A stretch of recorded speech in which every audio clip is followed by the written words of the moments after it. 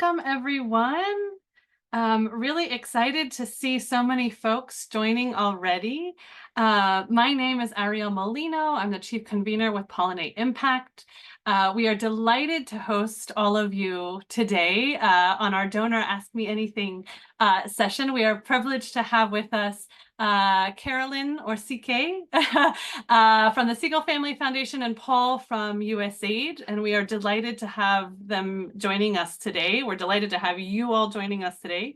Pollinate Impact is a member-led network of impact incubators and accelerators across the Global South, and what we hear very often from our members and from incubators and accelerators across the space is that funding and sustainability and access to donors and building those relationships is always a big challenge for their own sustainability strategies. And CK has come from the other side of the table, so she is actually a hub founder herself. So really excited to get that perspective from fundraising to funder. And we had some inputs as you all were registering that we really want the honest conversation. So CK and Paul, you're kind of in the hot seat today. Don't give us information that we can find on the website. Be honest, give us the nuance that we wouldn't otherwise get. And we're really excited to dig in. So fantastic. We are going to get started, as we do with every meeting at Pollinate Impact, with a couple of check-in questions to get to know you all who are in the room a little bit better. So we have a Menti poll. So if you can just go to menti.com, you can put the code in up here, and you will be able to access. And let me see if I can just put the code in real quick in the chat and the link. So just give me a second and I will drop that in. Okay, perfect. So you can just click on that link or go to menti.com and put in the code there. We want to know what strategies you all employ when it comes to building relationships with funders. This is kind of open-ended, so we really just want to know what your existing strategies are. How do you do it? What are some of those strategies that you've tried but might not have worked, but anything that you've tried. So go ahead, and I'd love to see some ideas here. If anybody's having a problem with the poll, let me know. Strong capacity statements. Okay, great. So really a sense of purpose, phone calls. So that can always be difficult, but one way to get out and meet people. Any others in the room? And for those of you who just joined, we're doing our check-in question to understand how you build relationships with funders. And I'll put the link back in the chat for anyone who's just joined. So join our Menti poll. All right, fantastic. References. I love that. Asking others to recommend you, LinkedIn, events, phone calls, being clear about your offer. Friends first. Awesome. Awesome. This is super rich. This is lovely. Monthly updates, understanding their goals. I think fantastic. So I think I don't want to belabor this, but a lot of definitely two-way themes coming out of really understanding what the demands are from the funder side, and really also understanding what your value add is, and recognizing the power of networks, no pun intended, but the ability to connect with folks and meet them and share. So keep them coming. We'll go on to the next couple of questions. We want to know where you're coming from. So where in the world are you? Let us know. Country, city. It'll help our wonderful funders here. I think it maybe contextualize some of their answers. South Africa, Cambodia, lovely. Again, for those of you who are just joining, we're just doing a couple check-in questions on our Menti poll. You can see the menti.com, and you can see the code right there at the top, on the top of Shami's screen. I'm dropping the link in one more time. Fantastic. A lot of folks from Kenya, Tanzania, Sierra Leone. Fantastic. Fantastic. Oh, Colombia. Welcome. Italy. Fantastic. Uganda. Lovely. All right. I'm gonna keep us going. So Shami, maybe we can keep going because I don't want to spend too much time on this. We want to know what kind of organization you all are coming from. Whoops, if it works. So yes, are you an accelerator? Are you entrepreneur? Are you a community hub? Maybe you're a consultant. Maybe you're an academic institution. Again, I think it'll just really help our wonderful panelists here kind of get a sense as to the read in the room. Great. So a lot of incubators, no surprise there. Some entrepreneurs, member network organizations, community hubs. Love that. Fantastic, fantastic. Okay, yeah, quite a few incubators and accelerators, which is exactly right. So thanks, Shami. We can keep going. And again, for anyone who has just joined, feel free to join our Menti. You'll see the link right there at the top of Shami's screen. Last check-in question. And make this one count because we really want CK and Paul to give their assistance here. What is one of the most daunting challenges you experience when it comes to fundraising? New aligned relationships. I think that really spoke to also the strategies that we asked earlier. Getting through the door, definitely. Okay, small NGOs accessing funds, cash flows. Whoa, inequality and discrimination between funders, how much to ask for, starting new projects, relationships again. All right, fantastic, fantastic. Keep them coming, and keep your questions ready. Feel free to put them in the chat as we go. I'll track them. But for now, I'm gonna let both Paul and CK give a quick introduction to the work that they do. Yeah, Paul, let me know if you need me to give you a time cue when we're sort of up, but we'll let you go first. And we really want to understand, again, what are some of the nuances within USAID? Tell us what we can't find on the website, but give us a sense as your priority areas, what you're looking for when you look for partners, especially given the incubators in the room and the nature of work that you look to support as a funder. And then we'll come to CK, and then we'll open it up to all of you guys to ask some of the tough questions that we want answered. So without further ado, Paul, I will hand it over to you. Great, thanks. And you want me 5-10 minutes or? Yeah, perfect. Okay, perfect. Great. We got a big crowd and a lot of questions, it looks like. So excellent. So welcome everybody. Good day, good morning, evening, wherever you might be. My name is Paul Hamlin. I work at USAID in the Development Innovation Ventures program. And I will describe that a little bit more. I've worked in USAID now for 10 years. And prior to that, I worked for some implementing partners, a microfinance organization, an investment fund, and a consulting company as well. Before I say anything more, I do need to provide the standard mandatory disclosures and disclaimer. The views I'm going to share with you today are my personal and professional views. I'm not here representing USAID. I don't speak for USAID nor the United States government. And so these are my personal professional views. And that disclaimer actually is great because it frees me to say pretty much anything I want without getting into trouble. So I will definitely give you my honest, and even if it's a little bit harsh, opinions during today. I don't want to be mean. I'm not going to skate around things or dance around issues. We'll take them on. Development Innovation Ventures, where I work now, is a really unusual part of USAID. We fund in a very different way. We source our applications in a different way, and we have quite different criteria than a lot of USAID. So we are looking specifically for innovations in development. So we're looking for things that help USAID do our work, let's say, better, cheaper, faster. And we're not just looking for incremental change, we're looking for like game-changing innovations. And as such, we're looking for things that are generally at some stage of development. So we fund at what we call stage 1, stage 2, or stage 3.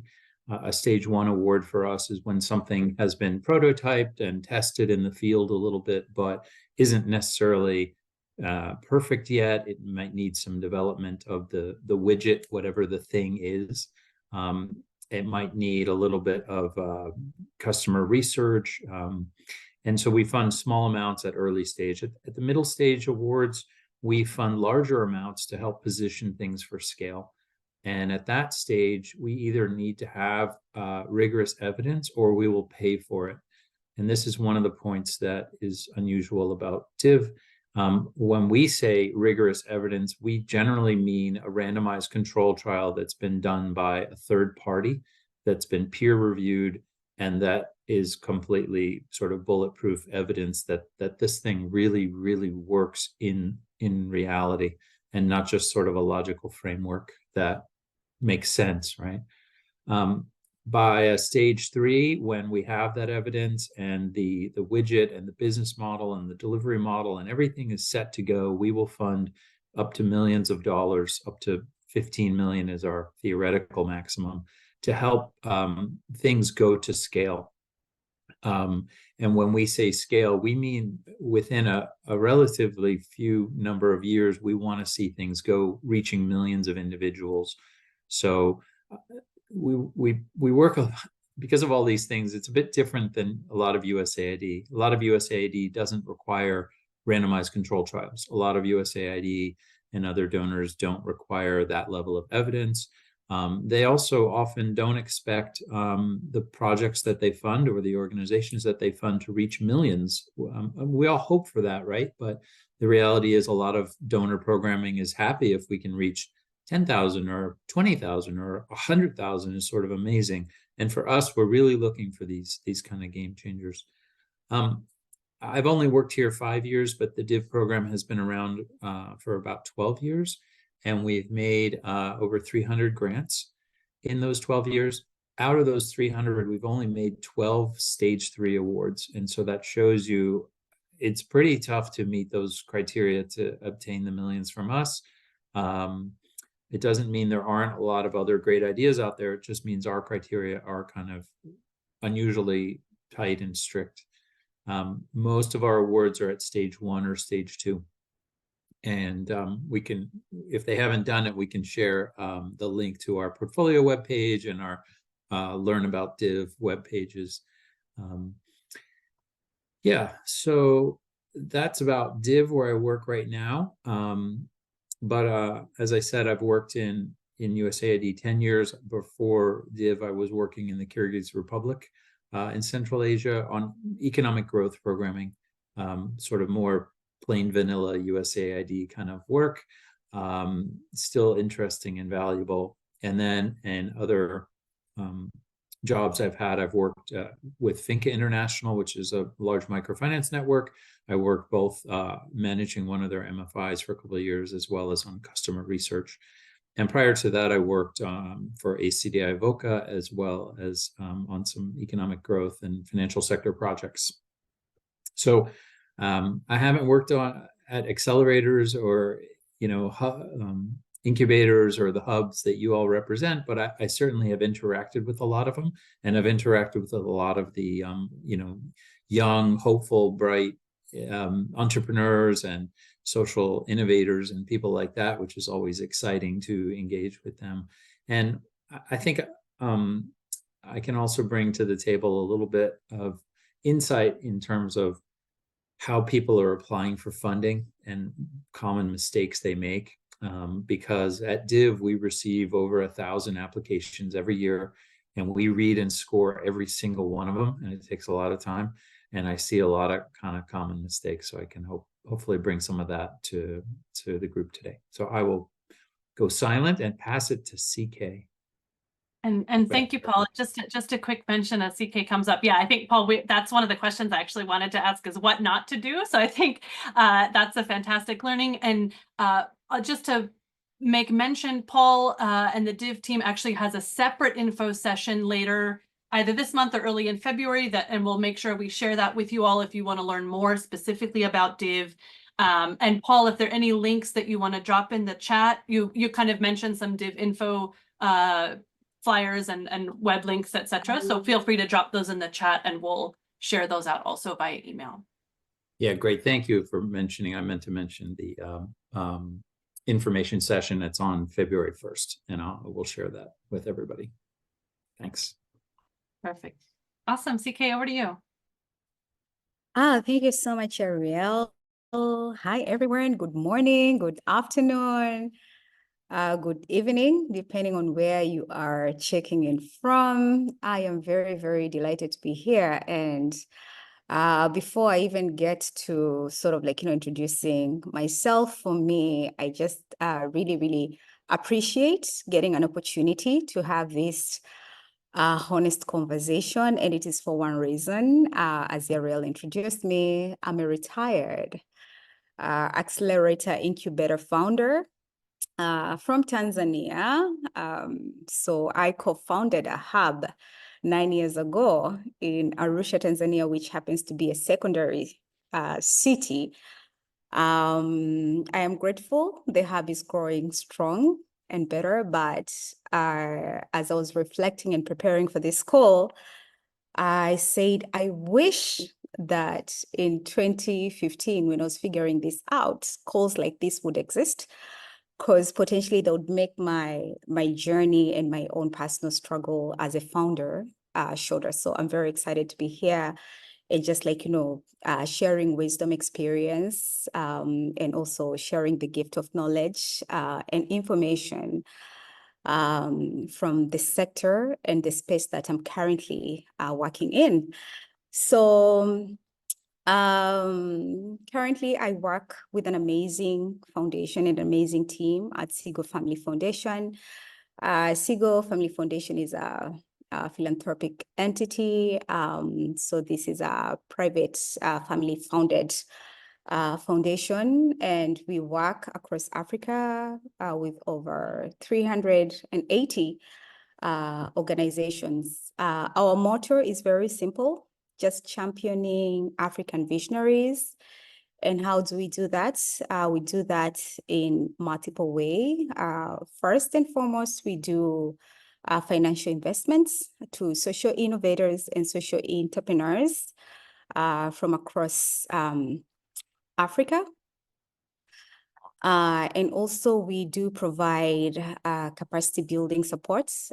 We believe it is one thing to run an entity, and there's so much more that money can do, but there's also an element of system strengthening that is needed for an organization to excel, both as an entity, but also on the impact they're bringing to the community. And also we are very passionate about bringing these innovative and visionary leaders together through community building, which for us is really, really, really important. It's amazing when you have a chance to bring 2 or 3 people in the room for them to have conversation. A lot can happen. If it is not learning, it's a potential for collaboration.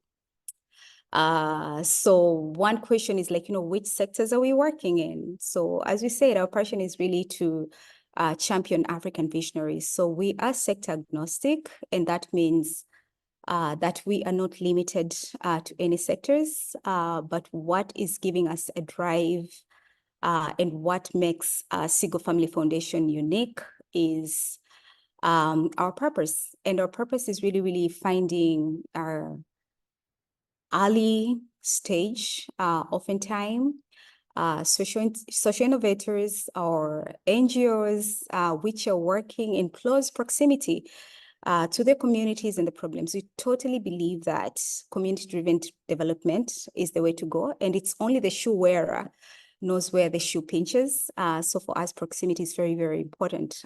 So we invest in leaders who are innovating and coming up with solutions which make sense for their communities, be it in health, in education, in livelihood improvements, in water and sanitation, in literally any sector that as an innovator and as an entrepreneur feels that it deserves an attention. For us, our work is to champion through funding and also capacity building and connecting these people to spaces and rooms and people who can help them grow individually as leaders, but also grow their impact to the communities that they serve. Thank you.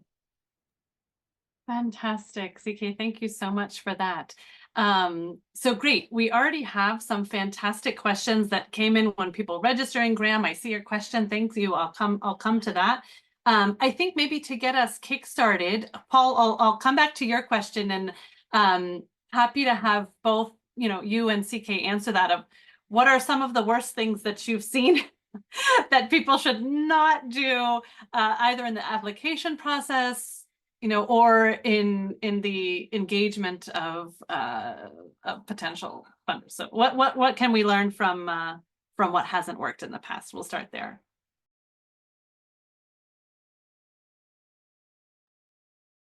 CK, you want to go first this time? All right. Ariel, thank you so much for that great question.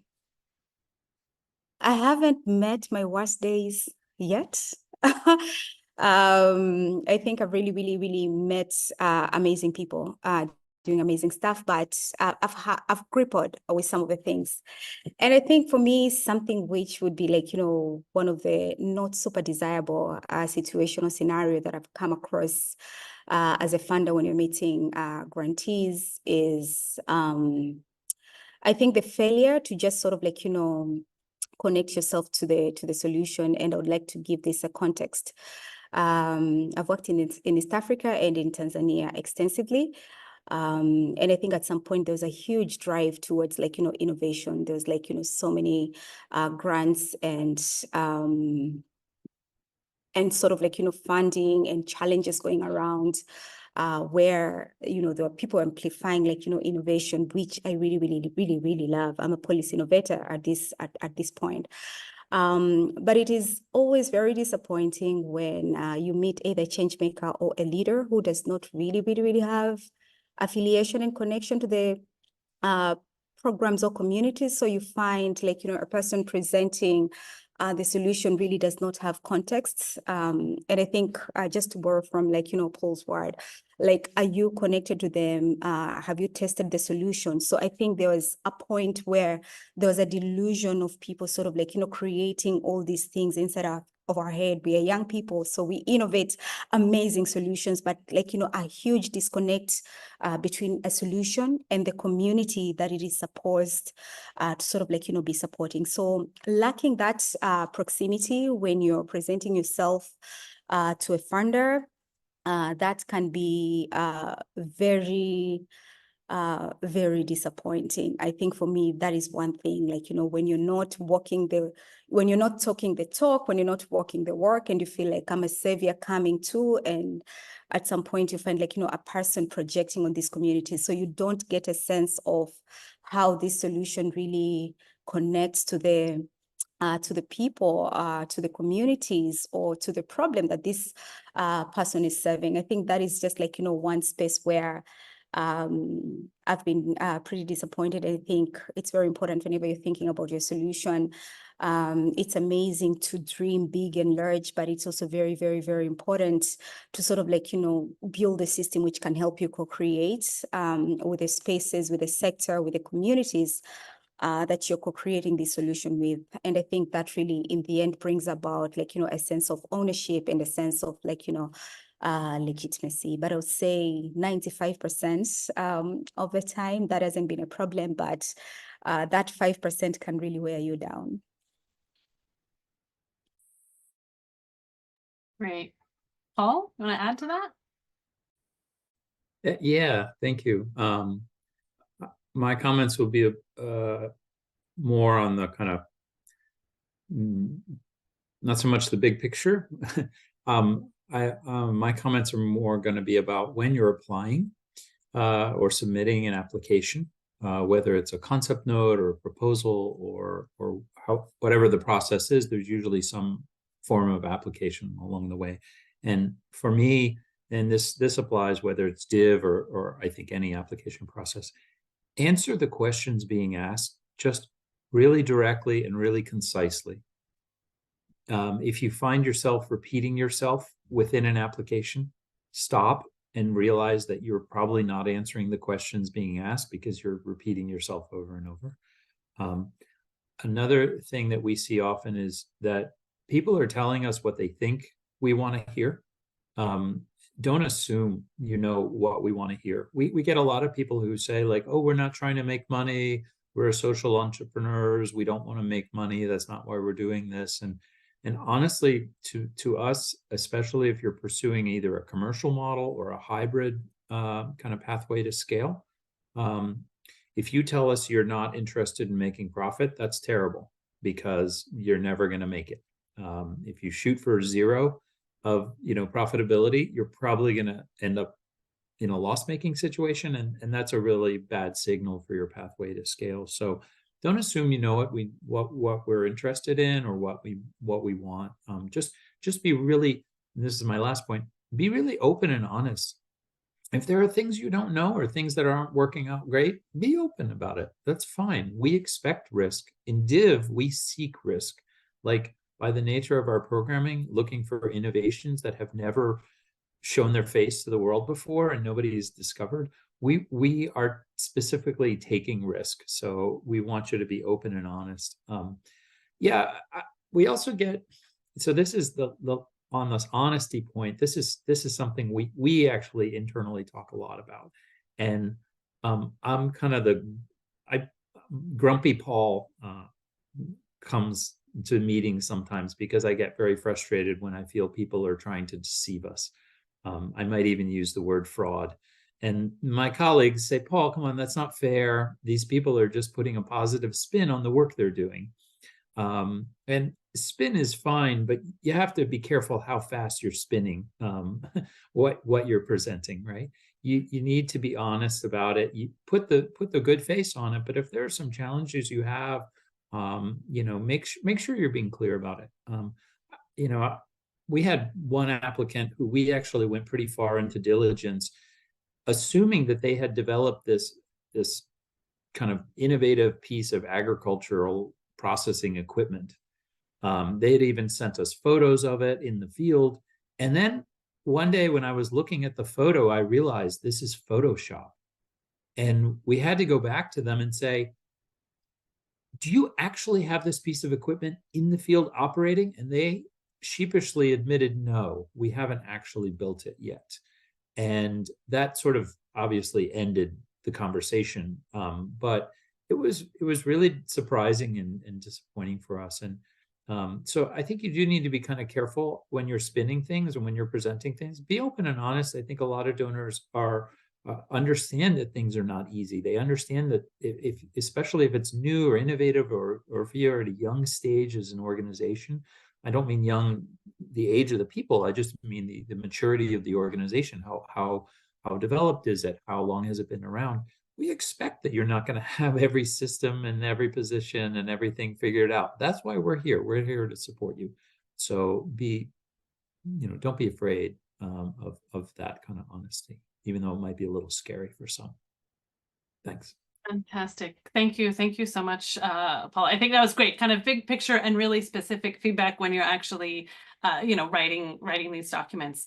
CK, I'll kind of bounce back to you. Graham has asked, and Paul, if this was targeted at CK, but if you want to chip in too, you're welcome to. If there is opportunities for intrapreneurs within organizations, within larger organizations that have innovative solutions, and is that something that the Segal Family Foundation looks at, and if so, how would you support that? Thank you so much. I have a super short answer to that. So for now, because every organization has their own mandate. So for now, we work with leaders and who are sort of doing their solution within organizations. So if you are just like an individual leader creating something, we don't have the mandate for that. We don't have a framework for that. So we don't fund that.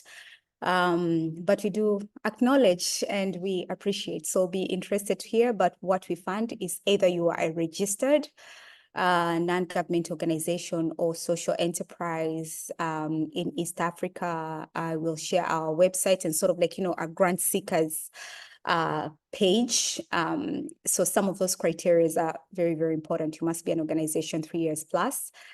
We haven't gotten to that part of just funding individual leaders within other large organizations. Thank you. And maybe I'll tack on to that question. Jessica asked a sort of similar question, and I don't want to lump these together, but and hi, Jessica, thanks for joining. She asked a related question of how do you approach building organizational leadership capacity to enable sustainable delivery at scale? And I think this could both be CK for you and both Paul. Do you, within the grants that you give, do you fund or support the leadership development of the leaders of that organization? Yes, I will take it. Actually, at Segal Family Foundation, that is core.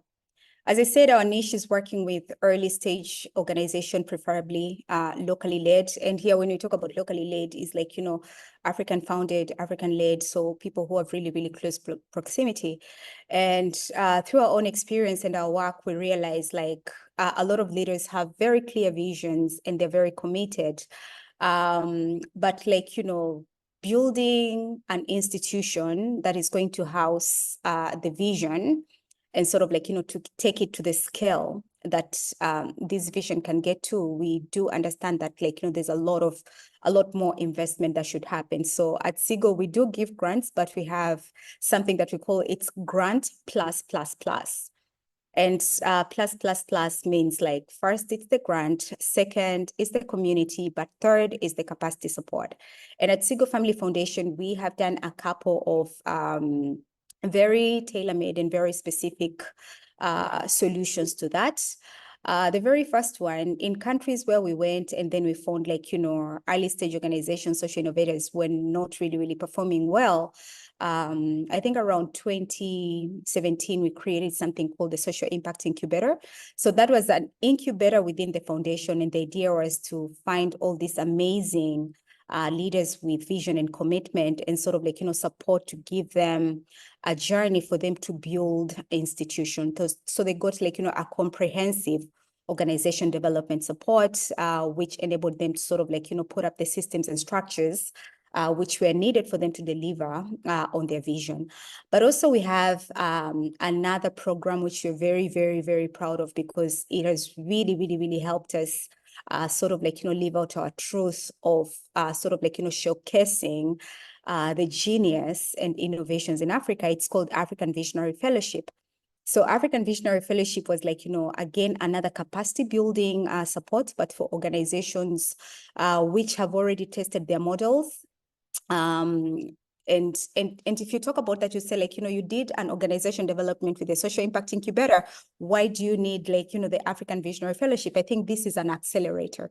So you have been incubated, you have systems and structures. Now you need to be accelerated. How do you showcase your systems, your structure, and your impact? So with the African Visionary Fellowship, we really support our African-led visionary leaders, because this is super targeted to African founders with the aim to first help them continue to fine-tune their impact, package it, communicate it, and what is really amazing, or the component I, Carolyn, really love about it is showcasing them.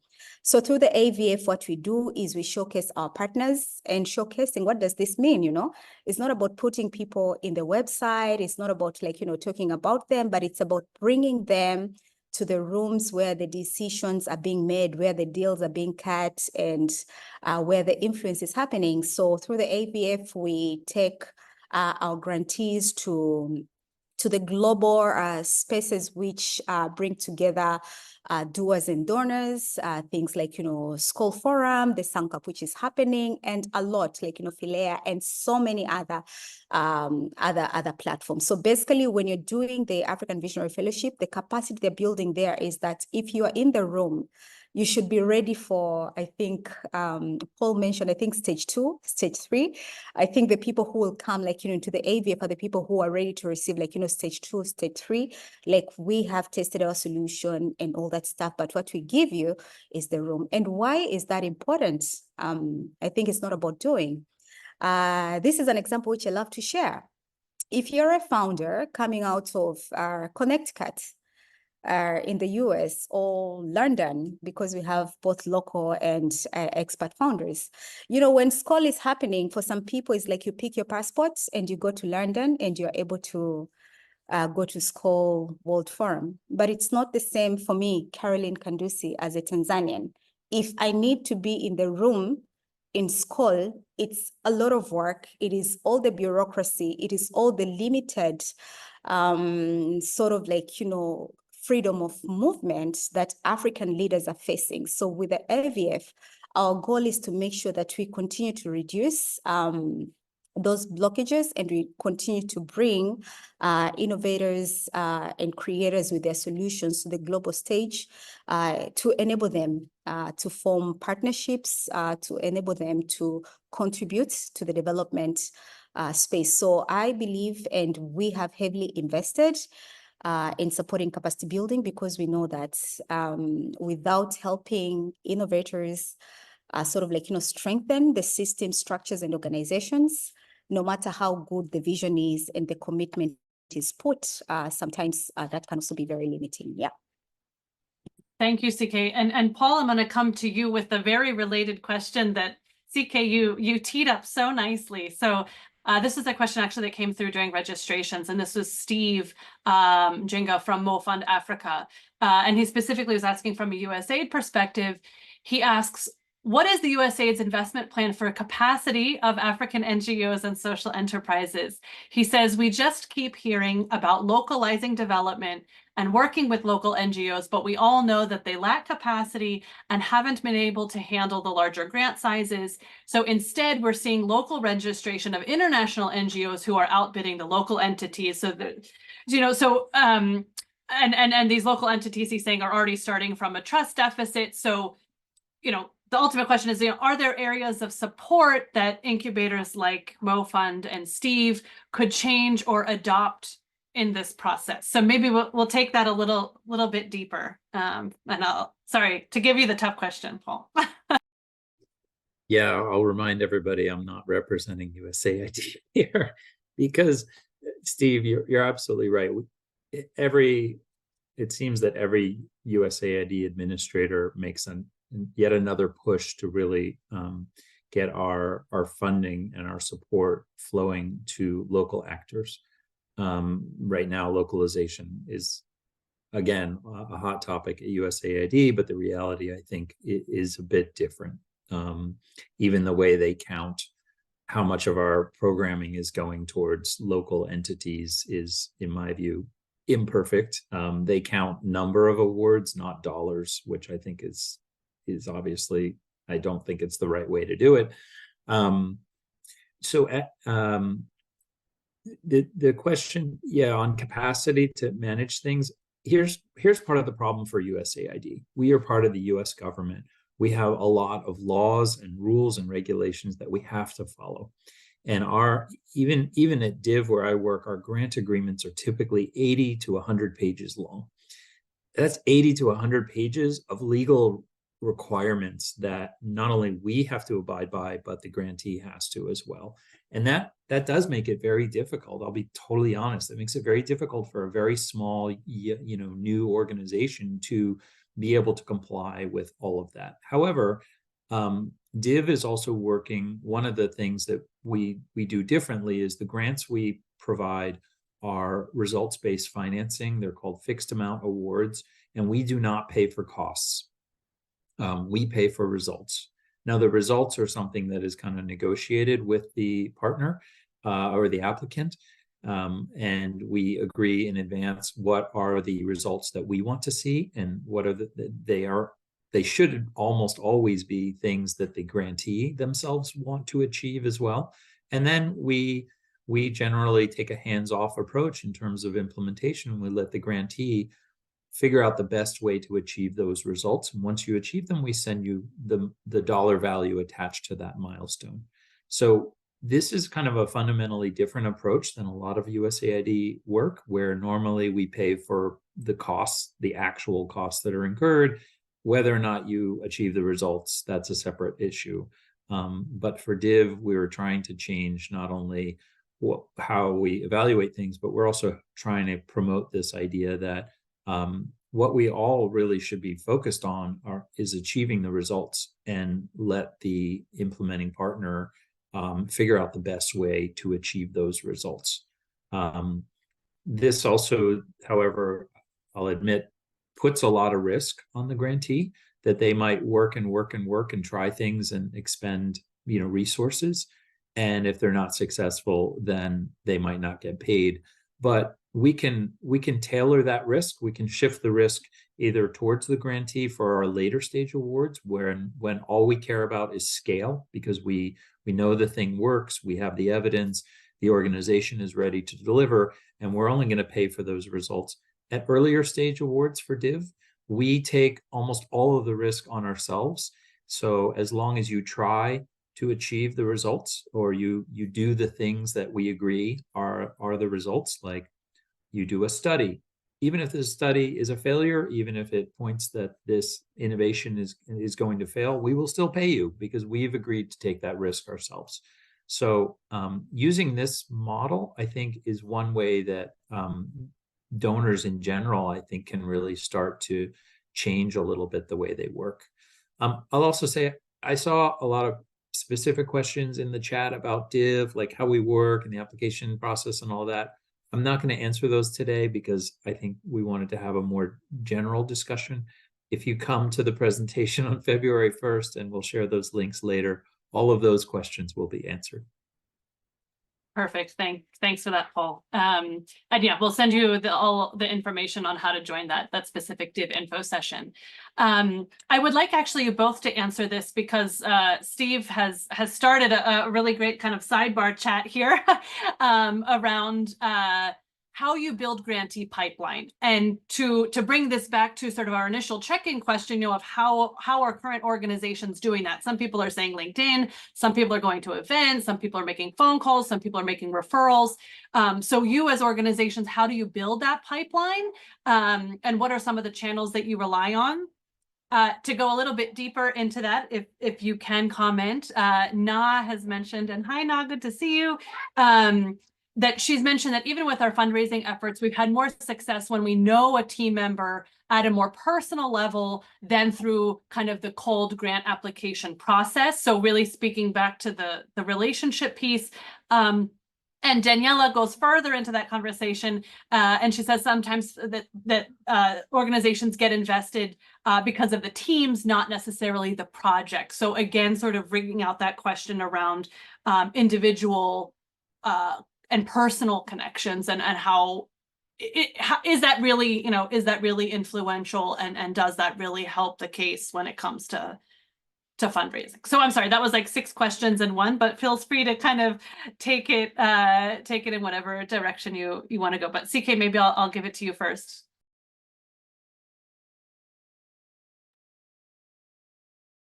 Yeah, all right. Yeah, that's a very, very, very, very good question. And I think on this one, like maybe I can put off like, my funder's hat, and just like, go back to my own journey as I co-founded and started like, my own hub. I think behind all these organizations, it's true, they're people, we're humans, so human relationships matter. And I think sometimes, like, when people refer to relationships, the assumption is like, people are friends. But the question is like, just ask for the journey, where does it start? Like, for me, how I founded and how I got sort of like, my first grant was because of like, my investment in relationships, which I made. I was part of a program, and 80 of us graduated from the program. And that was like, Young African Leaders Initiative. But out of the 80 people who graduated out of Young African Leaders Initiative, is like there was a bunch of us who kept being part of the alumni, responded to emails, and then got information about like, the fundings that YALI by then was giving to alumni. And that's how I got my start. So using this scenario, it means like definitely you must connect, you must network. I think someone in the chat has spoken about, friends raising before fundraising. So I think what fundraising does before fundraising is just like, the advantage of people knowing what you're up to, potentially a much more relaxed state of like, sort of like, sharing your work and your vision with the initiative that you're leading.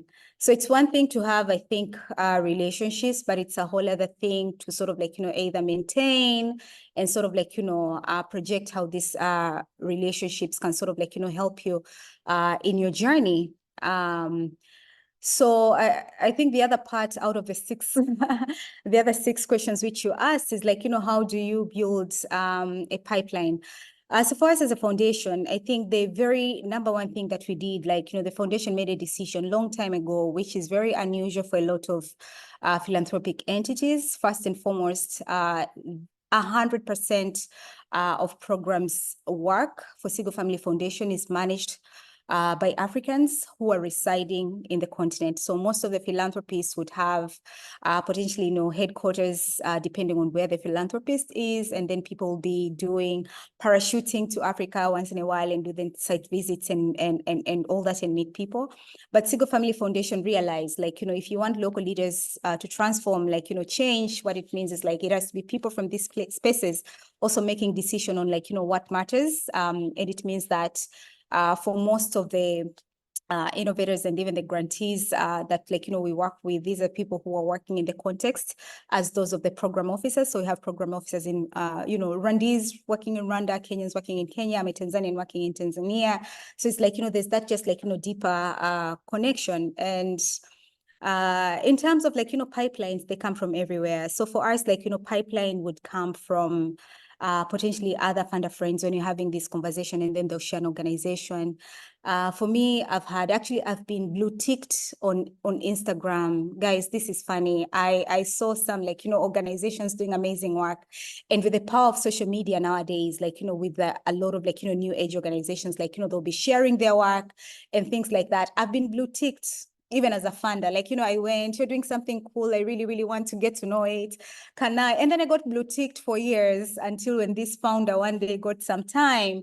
So, pipeline can come like, with where you as an organization sort of like also position yourself in perspective of a funder. So we have our own ways, but it's also about you showing up.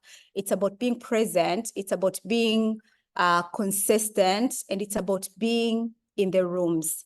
Communities are so important, because even in cases where you are not in the room, but somebody knows about your work, then like, there's a word, and then someone like, goes into sort of like, seeking interest. So relationship building, friend rising, and visibility, I think is really important for you to get in the pipeline. I don't know if I can clarify further, but like, all the examples that you mentioned, all those are actually pipelines for us. So there's no one single way, especially for organization like myself, where we don't have call for, but it's like, it's an open role. So I've met people who just went into our website and sent an inquiry and a very brief, captivating information about their work, and super clear.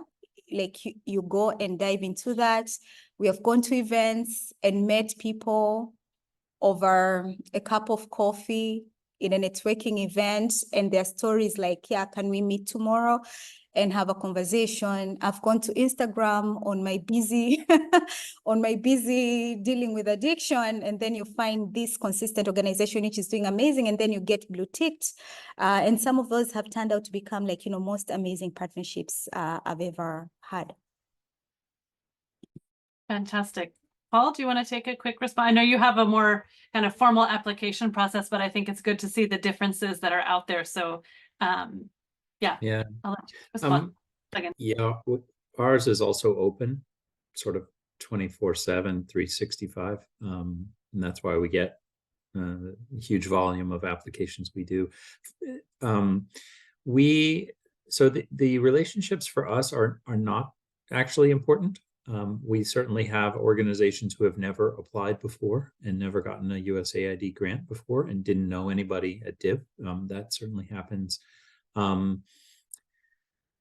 For us, one thing I would say, the relationship that we're more interested in is your partnerships, because most organizations can't do everything themselves. Most organizations need to partner with other organizations, especially when they're young, especially when they're earlier stage organizations. And so we look carefully at those partnerships, and we also look carefully, are those partnerships real? Are they meaningful? Or is there just like, oh, we had a meeting and they expressed interest, or we have an MOU?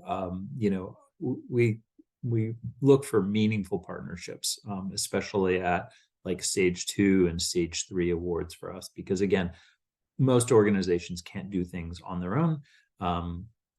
And so I would say that's a little more important. Because we get the volume we don't respond to requests prior to receiving an application.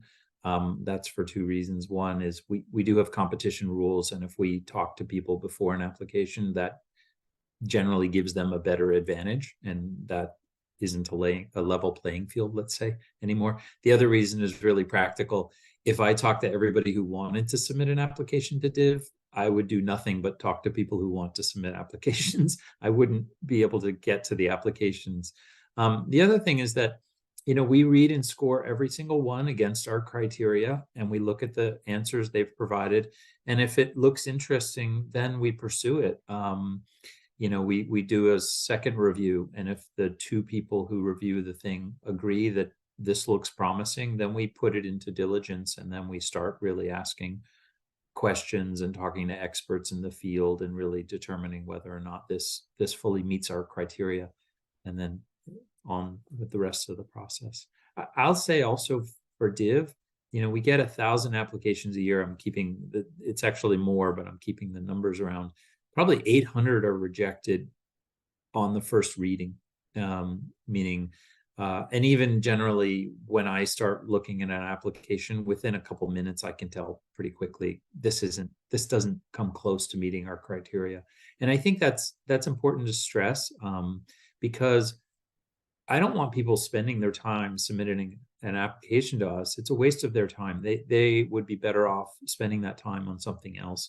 We try to be really clear with our criteria. We try to be really clear what we expect at each stage, that whatever stage they're applying for.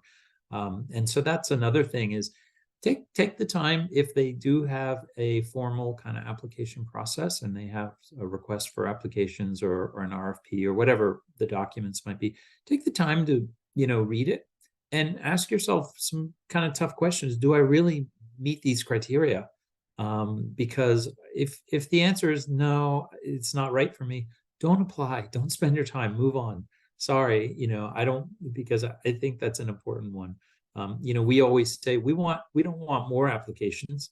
We get enough. We just want better applications. We want to find the right people with the right innovation at the right time to apply for our funding. No, I think that's fantastic, Paul, and thanks for that. Carolyn, did you want to come in? I saw you unmuted. Yeah. Yeah, as I think, as we agreed, I think what would be very, very useful, especially for people on the call who are in the space of fundraising. The pipeline is not only for donors. Again, one of some of the organizations which I've supported and they have really, really, really blown my mind is also their own work in creating their pipeline. And basically what that means is they take a 360 analysis of where they are as an organization. And I like to remind people, just take time, get your organization. Where are you? Are you I'm a mother, so I'll give this analogy of a child, right? Are you a child and you want soft food? Are you much more grown and you need this type? Or are you a teenager and you need harder challenges and things like that? What stage are you? It is very important to have clarity. So some of the organizations which for me have been very impressive in what they did is, as much as they're fundraising, they're also creating their own pipeline. I met an organization which had like, a pipeline of funders, meaning that, they were funding people way ahead. And by the time you go and visit them, they tell you, we're very happy you're here. We're very happy you're partnering. But in 3 years' time, after we have done our research, we would love to be connected, maybe, for instance, to DIV. And in 5 years' time, we feel that, with where we are planning to grow, we would love to be connected to so and so. And in 7 years' time, so they have their own pipeline and they're already asking. And this is where relationships come. I sit in a point of privilege as a program officer. And for me, my work is to make my partners win.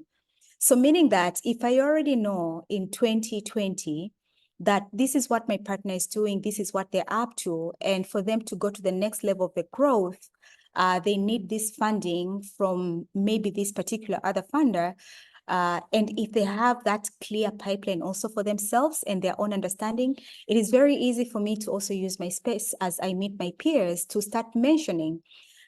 Because one thing which I didn't say, I think I'm sitting here as a donor, but for me, my success is when also my grantees are growing and thriving beyond the startup capital, beyond the initial funding as a small scale organization. For me, my goal is to see them thrive, grow, scale, going national, et cetera. So I think that's one of the tricks, do your prospective funding research, also create your pipeline. And that one connection that you have, maybe you have one funder, also share with them, in the next 3 years, with whatever we are building, I think we'll be ready for a partnership with this person. Do you know someone there? Do you know what they're up to? Because what relationships do is that you can go to a foundation, but you can be meeting the wrong person in the foundation. But the power of relation, especially when you have your plan, your projection, and clarity on where you're heading, what makes it easy for you to be connected is also when you have this whole pipeline. Then I'm like, okay, so this is a project. So even if I'm meeting this funder, then I need to be looking for someone who is working in education. So those are some of the tips that organizations that we're working with that have really, really excelled in fundraising. Don't be a spectator and don't wait. But they have been super proactive in creating their own pipeline. Basically, if you know them, you can't say no to whatever they're asking, because it is very clear, it is very solid, it is well thought out. So it's very easy to also give recommendations and connections. So I just wanted to sort of add that part, not only what funders are looking for, but also knowing your power in the sector and in the ecosystem, because there are no funders without you. So this is a partnership. So it's your innovation. So have clarity on that, what you want, and also create your own pipeline. It will help you save a lot of time, because you'll know at this stage and where I am, it's a waste to look for a DIV funding. Maybe I should go to Segal Family Foundation, or maybe I should go to this other initiative, or maybe this time I should go to a fellowship so that I can increase my visibility and clarify my vision. And maybe this time I need to connect to Pollination Impact, because by being with other peers. So it's very important to know where you are and what you need and what will take you to the next place. Yeah. CK, I love that. And we are at the top of the hour. There are so many more questions coming in that we're not going to get time for, because we've blocked just an hour. But maybe CK and Paul, if you're okay, maybe we can get some thoughts over email on some of the questions. I see Bonolo has a really good question. Vaishnavi, I saw your question on unrestricted funding. So if you guys are okay, then I might circle back with you on some of those more specific, some of those questions that we didn't get a chance to. And I just want to say thank you both again. We do these sessions pretty much once a quarter, and I think building this space and this safe space and honest space to get these inputs and this feedback, I think is super helpful.